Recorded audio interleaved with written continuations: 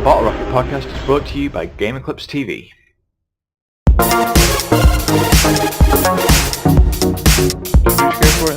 Yeah.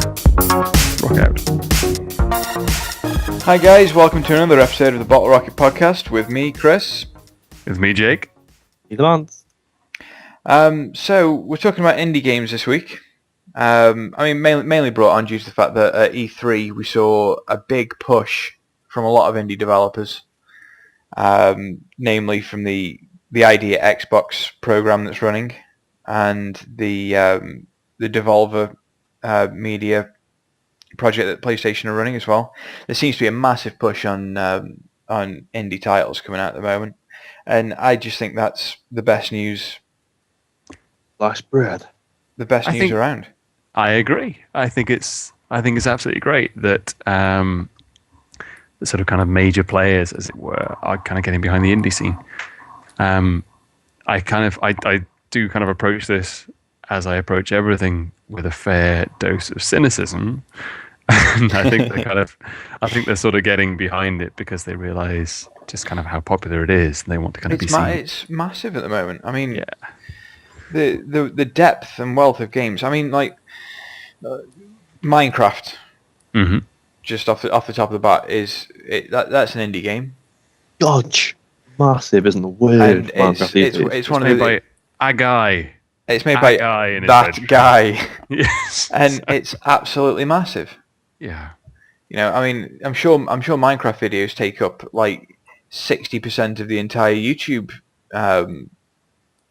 market, don't they? I'm sure it's the only videos that people upload onto YouTube nowadays. Pretty much. Or so it seems every time I click on something. Yes. I mean, and it's used so ubiquitously as well. Like, I heard a story recently about a teacher using Minecraft in the classroom. Like, he got his entire class to build a village together and kind of work out how it was going to work and things in like 20 networked PCs over a few lessons. It's such a great game, and it is basically just kind of a Lego set in some ways. Yeah, it's a massive Lego set. Yeah, with things that blow it up. Yes, things that ruin your creepers Lego. Be creeping. Exactly. You got the kind of electronic equivalent of your big brother just kind of stamping on what you built. Yeah. Yes, definitely. Oh, start again.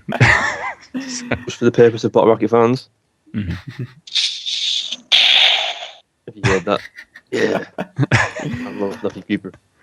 But I mean, I played on a game called Brothers: A Tale of Two Sons a while ago, mm-hmm. and it was just a beautifully built game, right down to, you know, from the soundtrack to the visual element to the sort of. It was quite an intuitive control system. You controlled these two brothers they both had an analog stick each, so you're controlling two characters with your one pad. Mm. And the puzzles are all designed around getting the two brothers to work together, essentially getting your two thumbs to work together in a way to beat the puzzles. And it was just so fresh and new, and I feel like I got more out of that game than any, you know, AAA title that I've seen in a while. You know, I was scorned by Force Unleashed 2. Scorned. You know, I've been you know, that game for me just epitomizes everything that I'm sort of trying to get across. It's like a massive title, mm-hmm. with a £40 price tag strapped to it. Humongous license. It's got there's a wealth of lore and story that it can draw from. Yet 6 hours in, you're watching the credits. Yeah, exactly. What?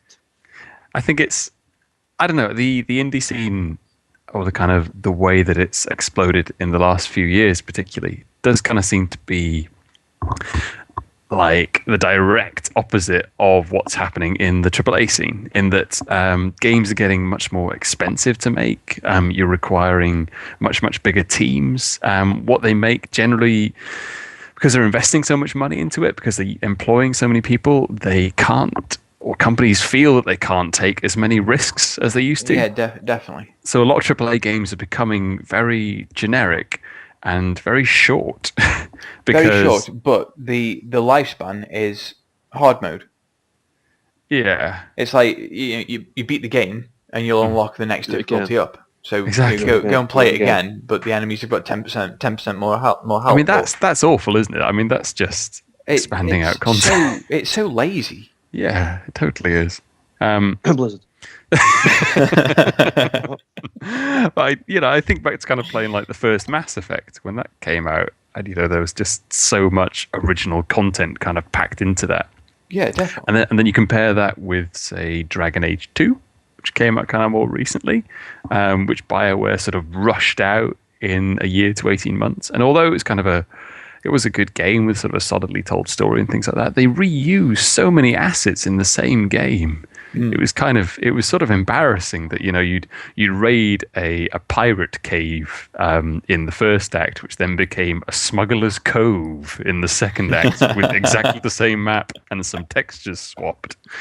And it's done out of necessity, out of this kind of this need to release titles of a franchise on an annual basis, which is just a bit silly and a bit wrong, because I don't think we don't need to play the same game every year. It's okay. Well, take a bit longer. Not just that, we don't need to pay £40 to £50 to play the same game every year.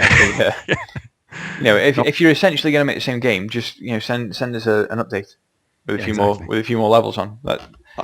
Game. Don't charge us another £50 just to play your latest edition. Yeah, to play your level pack to your previous game. But I mean, it seems like the tools that are available to these smaller indie developers are just growing and growing. I'm gonna get shot because I keep talking about this game, No Man's Sky.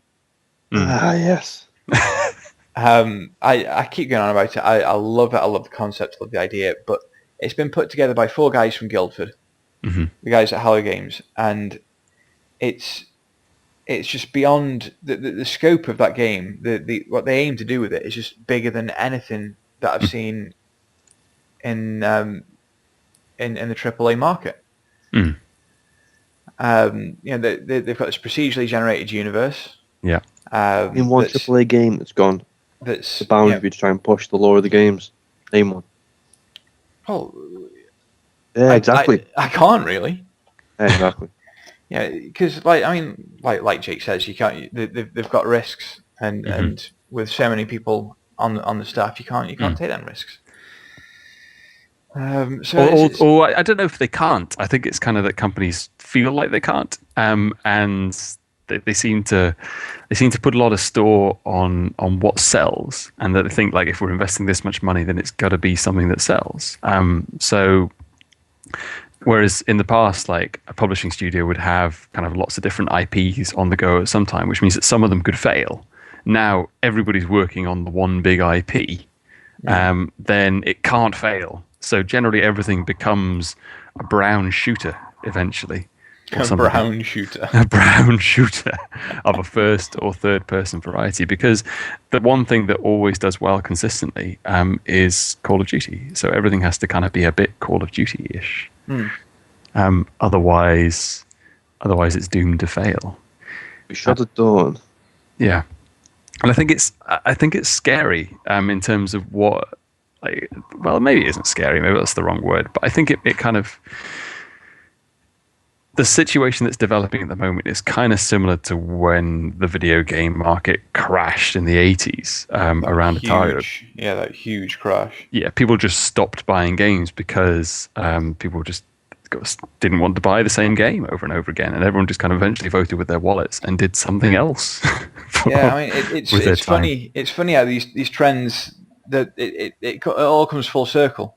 Mm-hmm. Like you can see the sort of the precursors of what happened in the 80s. Yeah. Totally.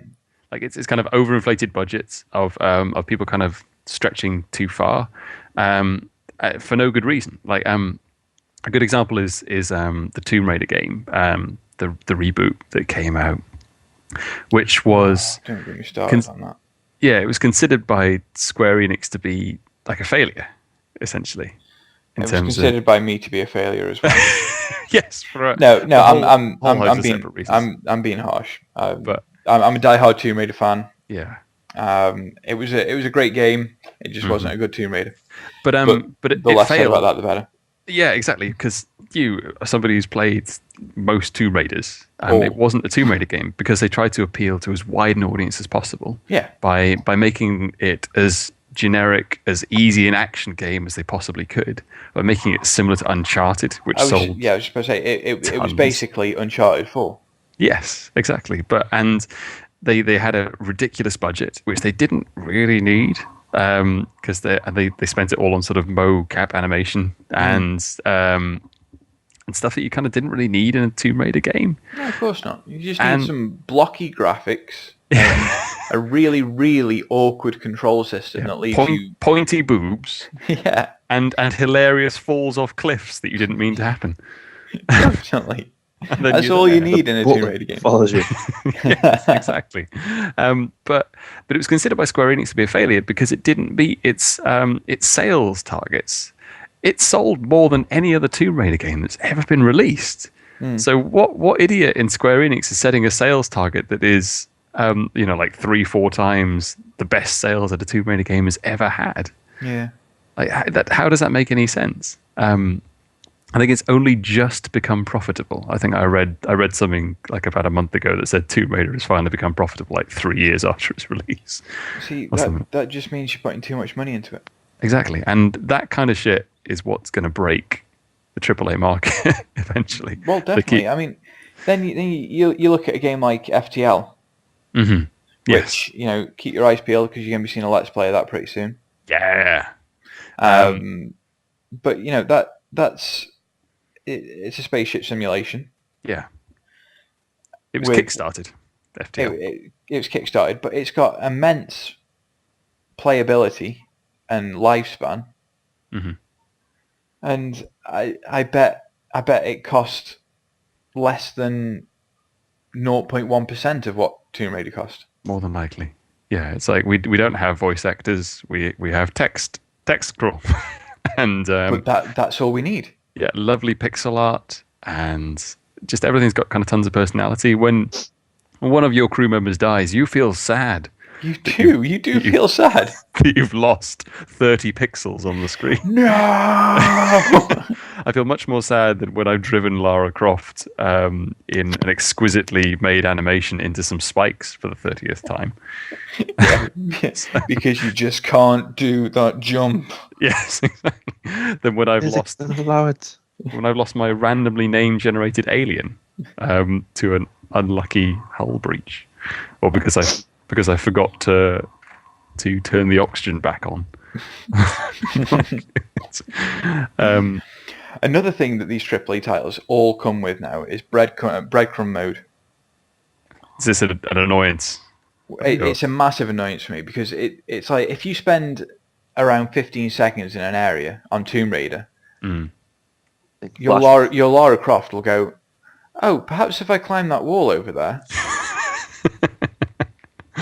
How patronising.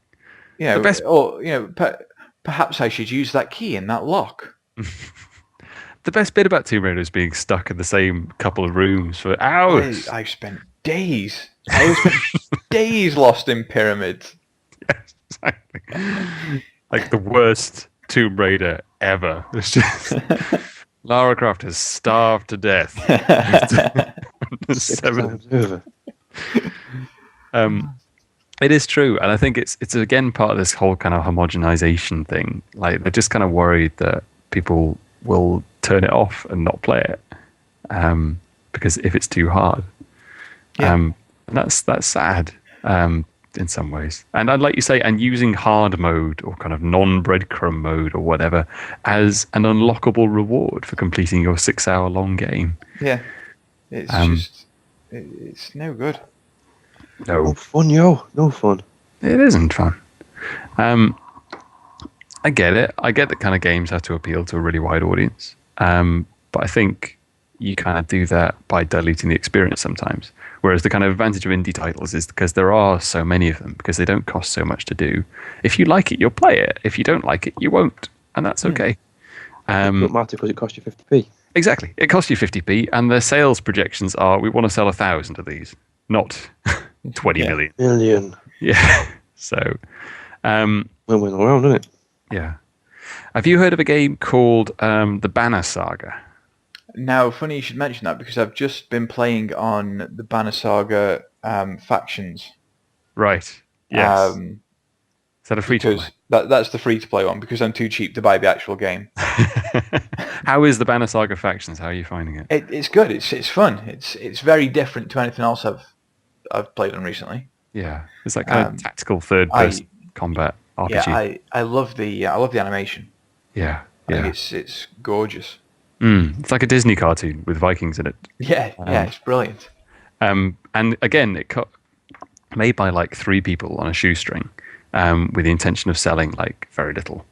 But I think this is kind of one of the major kind of difficulties with indie game development is that AAA are kind of threatened by certain indie developments. Have you heard about Candy Crush Saga suing people who use the word saga in their game? Yes, yeah. So this has kind of happened with the Banner Saga. I haven't. All I can think when I hear that is you know that meme where you keep using this word. I'm not sure you know what it means. Yes. Yeah, exactly. Because I haven't played the Candy Crush Saga or the Pet Rescue Saga or the Farm Heroes Saga or any of the other sagas, but I've seen people playing them, and I don't witness much of a saga taking place. No. Not by my definition of the word saga, anyway. Yeah. When you compare that to a game about Vikings, telling a story about Vikings. That sounds like a saga to me. I think that roughly meets the definition of a saga. So when you get kind of companies like King, who make Candy Crush, attempting to lay the beat down on little indie guys, that's an issue. And that's kind of one of the vulnerabilities of the indie scene, is that because it is so fragmented, it's difficult to kind of stand up to those sorts of legal challenges. Like it is, because I mean they've got such a massive amount of capital behind them. I mean they make something ridiculous. Oh yeah. The amount of money they make from that game is, it's just beyond stupid. Yeah. Oh, it is obscene. I mean, I've never played it myself, but I have friends who play it, and I've read some stuff about it, and I think it's actually, annoyingly, it's a really quite well designed game in terms of how in terms of what it sets out to do. Like, it's a match 3, but it is like a very well made match 3 puzzle game. I think I'm just reading here. Apparently, in February, it came out that King received $1.9 billion last year. Yeah. Generated profits of $568 million on revenue of $1.8 billion. Yeah, it's ridiculous, and they do that because of like their microtransaction structure. And part of it for Candy Crush Saga is that most of their levels are designed to end. Like you run out of lives for the day, usually when you're about 1 or 2 moves from the end of any given level. Yeah. And then it'll offer you, so like, just buy an extra life for like a few pence, or for annoying your friends on Facebook. Yeah. Yeah. Slap an advert on 50 of your friends' pages, and we'll give you 20 coins to play the game. You know. I'm going on a 1-strike Facebook friend deletion policy with Candy Crush adverts at the moment. It's in full effect. I like it. Yeah, 1 strike and you're out. I think that should be an option in the Facebook settings. Yeah. I think we should get onto Facebook and get that implemented. Because Farmville. And Farmville. I saw an ace picture on the internet the other day. I'll put it up in the video podcast if anyone's watching it. It says received your Farmville request, sent you a tractor. It's a picture of a tractor get through the wall in someone's living room. Like I say, if you're watching the video podcast, I'll put that picture up. Nice one. That made me laugh. That's how I feel about those games. Yes. Because I mean, what do you kind of feel about the so-called casual scene in general, as a hardcore PlayStation fanatic? Well, I wouldn't call myself as hardcore nowadays. No. I'm much more of a casual gamer. So I mean, I love what PSN do with their games of the month, because I can pick games up for next to nothing. But my main gaming thing now is on Steam, picking up these little indie games for a couple of quid. And it's just so much fun. I haven't got the money at the moment to be going out and spending 50 quid on a new game. When you can go and spend £2.50 on Limbo. Yeah, exactly. Probably. Yeah. I can try like 4 games that I might like or might absolutely adore for a quarter of the price of buying one AAA title. Well, you've just mentioned Limbo there, Mance, and that was Ace. Yeah. It was such a good looking. It was simple. It was a platformer, but it just involved you. It just grabbed you and took you in, and like I say, it came out free on PSN, and it's great advertising for the developers of that game, and it's a great game to play on. Definitely. I think Limbo 2 coming out. I think it's on the way, isn't it? Yeah. I mean, how long's Limbo been out for now? Must be a few years now, at least. Oh, good. Yeah, some time. Yeah.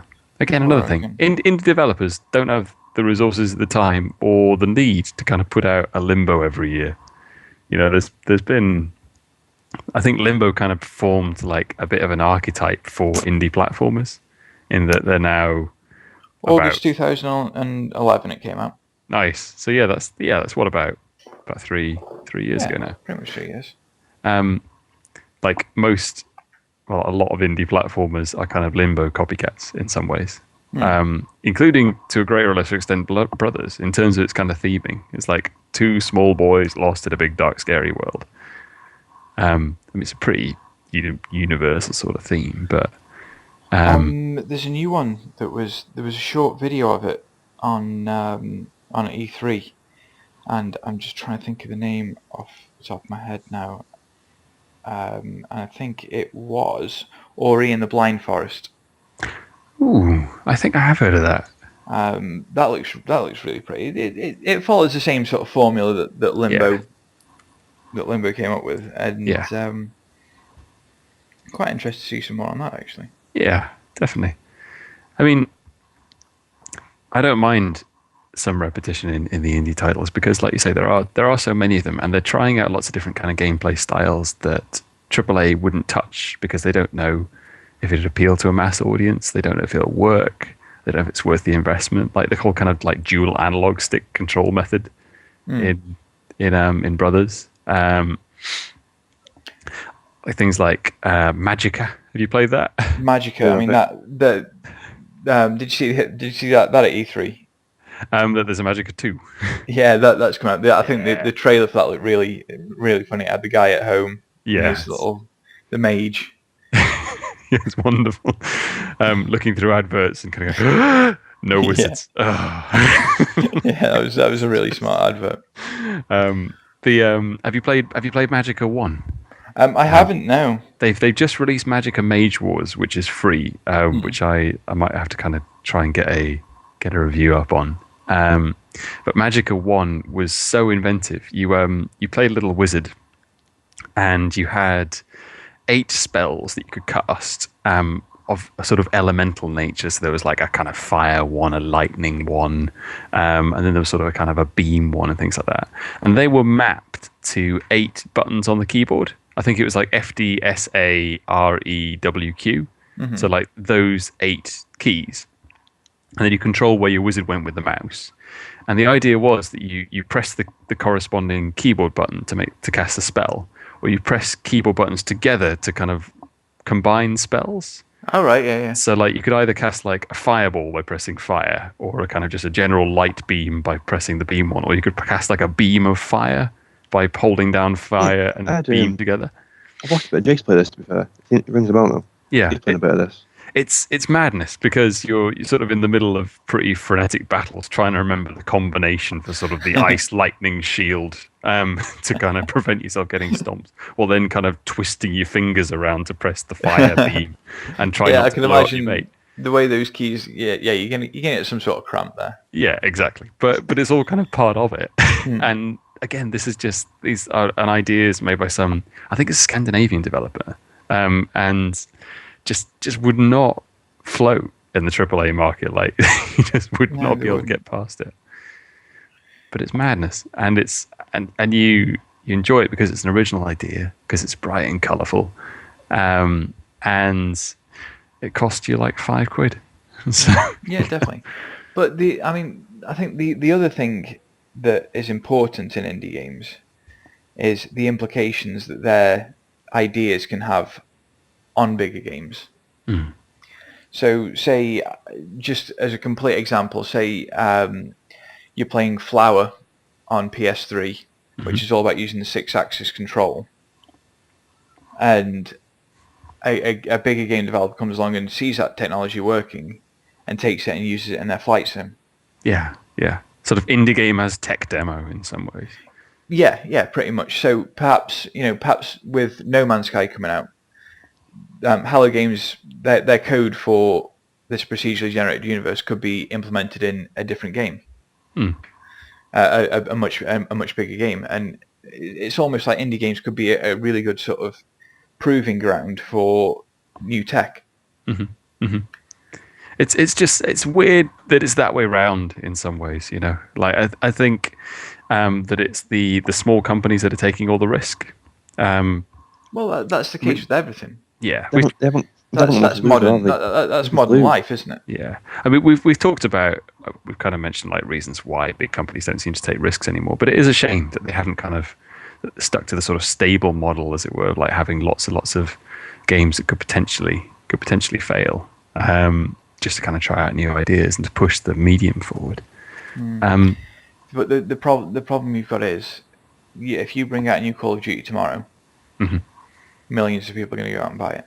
Yeah, exactly. You know, how many million people buy FIFA every year? Oh God. I like to think that the Call of Duty bubble is beginning to end. Like the bit of press coverage I've been reading about E3 this year, people don't seem that excited about the next Call of Duty. I don't know what it is. I think it's Battlefield. Battlefield is becoming the new COD. Yeah. That seems to be taking the the mantle. Yeah. I think it has taken the mantle, personally. And they're moving away from the modern shooter thing.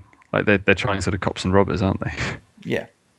Yeah, so, the new hardline. That we'll be talking about that in the next podcast, actually. Because Ben and Mance have actually got their hands on that and had a little look. So next week you'll be hearing all about that, and also the Destiny Alpha, which the guys played over the weekend. That sounds pretty cool. All that's to come on next week's podcast. Yeah.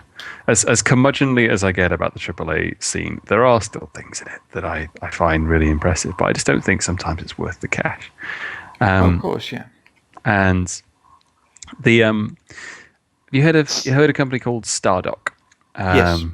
So they make galactic civilizations, among other things. Yes, they had a big sale on Steam last week, actually. Was it last week or the week before? Yeah.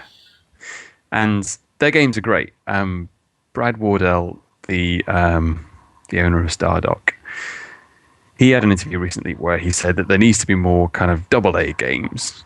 So not games that have such a tiny budget as indie, but not games that have such a massively overinflated budget as AAA.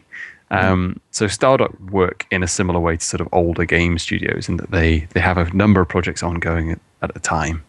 And they also have a number of lot of smaller projects ongoing at a time as well. And they're propped up by a good software stable as well. So they make lots of kind of Windows add-ons and things like that. Yeah. Like they make one of the best ways of putting a start button in Windows 8, for example, and the profits from that relatively mundane but awesome bit of software props up the rest of the games. Yeah, I think everybody who's got Windows 8 has probably invested in that. Yes, something that makes it look like Windows 7 and act like Windows 7 again. Yes. What have you done with my Windows? Yes. You broke it. Yeah, but the reason why they do that, he said, is so that they can take risks and so that they can try out ideas, and so that there are some projects that can fail. And I think it's really sensible, and I wish kind of more people. And also the other thing that Stardock do, which is awesome, is they release all of their games without DRM. So they don't put any download restrictions on it and things, because they trust that if people like what they do and want to support them, they'll pay for the game. Yeah. And they've been pretty much proven right. Like there's the piracy rates of Galactic Civilizations are no higher than the rates of which other games are pirated with like really restrictive DRM. So it's cool. I think I like Stardock as a company. I think they're a good kind of model for what game companies need to be to sort of survive. I think if they keep going down the path that they're on at the moment, they might collapse. I'm no macroeconomist, but it doesn't seem massively sustainable. It seems like eventually people are just going to go, nah, just fuck off. Yeah. And I think that's as good a place to end it there for this week. We're just about. Nah, just fuck off. Seems fair. Just running up to time. So yeah, that's all for this week. Like I say, join us next week. We'll be looking at the Battlefield Hardline beta and the Destiny Alpha, and just talking a little more around whether alpha and beta testing's working at the moment. But as for tonight, I've been Chris. I've been Jake. Well, thanks for listening, and we'll catch you next time.